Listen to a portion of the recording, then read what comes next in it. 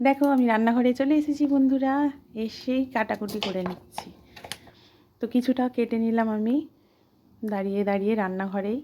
তো বন্ধুরা দেখলে আমার গাছে কত সুন্দর সজনে ফুল ফুটেছে। তো হ্যাঁ বন্ধুরা দেখো, আমি আজকে উনুনে রান্না করছি।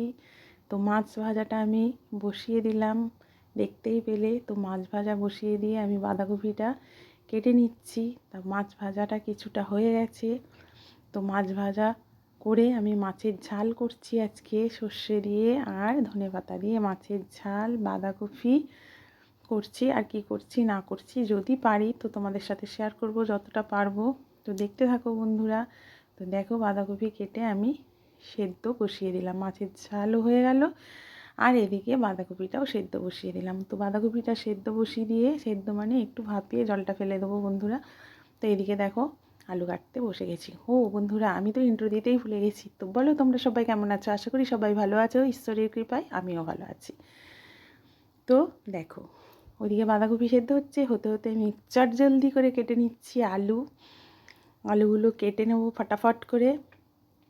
তারপরে আলু কেটে এই দেখো আলুটা কাটে কমপ্লিট করে নিলাম। তারপরে আমি বাঁধাকপিতে মটরশুঁটি দেবো। আর বাঁধাকপিটা আমি কী দিয়ে রান্না করছি তোমরা দেখতেই পাবে। তো দেখো বন্ধুরা, আর হ্যাঁ বন্ধুরা অবশ্যই আমার এরকম ভিডিও তোমাদের কেমন লাগছে আবারও বলছি কমেন্ট করবে, কমেন্ট করে জানাবে, অবশ্যই কমেন্ট করে জানাতে ভুলবে না বন্ধুরা। তো দেখো বাঁধাকপি সেদ্ধ হয়ে গেছে।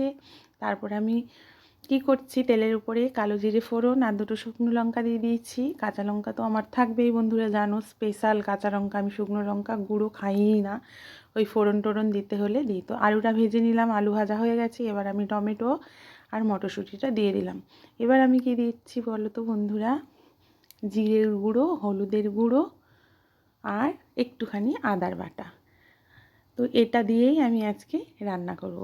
তো দেখো এই যে ভাপানো বাঁধাকপিটা দিয়ে দিলাম, দিয়ে এবার আস্তে আস্তে করে কষিয়ে ঢেকে ঢেকে রান্না করে নেব। তো তরকারিটা পুরো হতে হতে আমি এদিকে কি করলাম দেখো, তরকারিটা নামিয়ে নিয়ে আমি তেলের উপরে মাছের মাথা দুটো দিয়ে ভেজে নিলাম, ভেজে তরকারিটা বসিয়ে দিলাম। মানে লাস্ট ফিনিশিং আর কি, মাছের মাথাটা দিয়ে নামিয়ে নিলাম। আর হ্যাঁ বন্ধুরা দেখো আমি কাঠ দিয়ে রান্না করছি। এই কাঠটা কোথায় পেলাম বলো তো বন্ধুরা?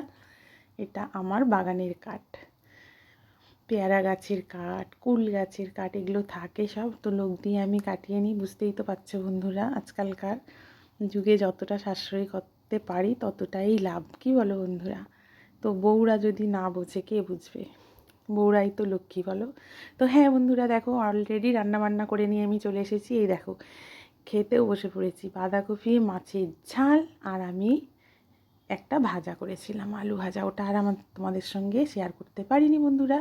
তো চলো আজকের মতো ভিডিওটা এখানেই এন্ড করছি। তো তোমাদের যদি ভালো লেগে থাকে অবশ্যই লাইক করো, শেয়ার করো, কমেন্ট করো আর সাবস্ক্রাইব করে বন্ধুরা পাশে থেকো। তো চলো দেখা হচ্ছে নেক্সট ভিডিওতে। তোমরা সুস্থ থেকো, ভালো থেকো।